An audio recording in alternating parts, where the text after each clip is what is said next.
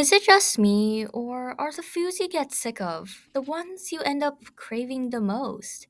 In my last video, I talked about how I lived in the neighborhood of Cliffside Park, New Jersey, but honestly, I think I spent almost as much time next door, in the town of Fort Lee. Now, what's special about Fort Lee is that, in a sense, it was like Little Korea. It had and still has an incredibly large Korean population, or in other words, many delicious eats, and from the strings of Korean wafting in the air alongside the aroma of gochujang, you could bet they were authentic. Our family's personal favorite was BCD Tofu House. My parents loved going there, and I can see why. Simply put, it was good value for good food. The price not only covered the dish we ordered, but also the assorted array of side dishes, or banchan, which wasn't really a concept you'd experience anywhere else. I mean, this wasn't just your little bowl of peanuts from the Chinese restaurant. There was your good old kimchi, of course, but also steamed broccoli, mung bean salad, mashed potato, which I loved, pickled cucumbers, raw marinated squid, and the star, at least for my parents, a whole piece of crispy fried croaker. Occasionally, there would even be soy marinated beef, tender enough to fall apart beneath my chopsticks.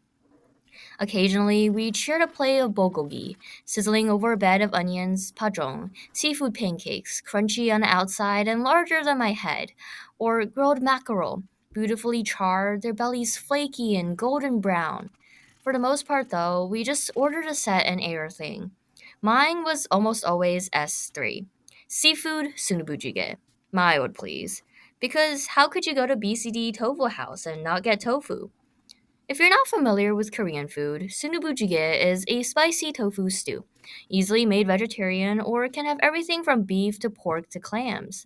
It's often served in an earthenware pot, meaning that it can stay bubbling and scalding hot for long after it's taken off the stove. And trust me, the roof of my mouth still has not forgiven me. On a cold winter day, it's the perfect thing to have. The broth warming your stomach, the soft jiggly tofu melting beneath the slightest touch of your tongue, away with the world, until there's nothing except you, your sundubu-jjigae, and your now runny nose.